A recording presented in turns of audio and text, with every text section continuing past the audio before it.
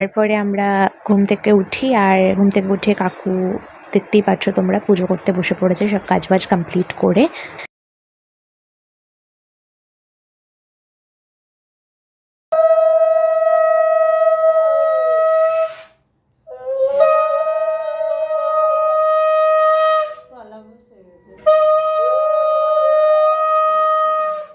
After that guys আমি চলে গেছিলাম বাড়ি, গিয়ে ফ্রেশন আপ হয়ে চেঞ্জ করে একটু রেস্ট নিয়ে ডিরেক্ট চলে এসেছিলাম হৃদয়পুর স্টেশনে, বিকজ আমাদের একজন টিচার পতত্রী ওনার আসার কথা ছিল, তো ওনাকে আর কি রিসিভ করতে আমি এখানে এসেছিলাম, বিকজ উনি ফার্স্ট টাইম এসেছে।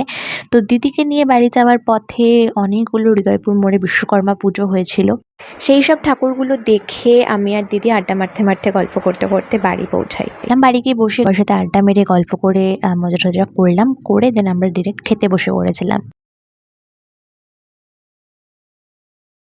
তো খাবারে তো অনেক কিছু ছিল, পান্তা ভাত, ফল, প্রসাদ এবং তার সাথে আরও অনেক রকমের তরকারি, ভাজা, সবজি। আর যেহেতু প্রসাদ একটা অন্যরকমই টেস্ট ছিল, বেশ ভালো লাগছিল, আর প্রথমবার আমি কিছু একটা এরকম খেয়েছি।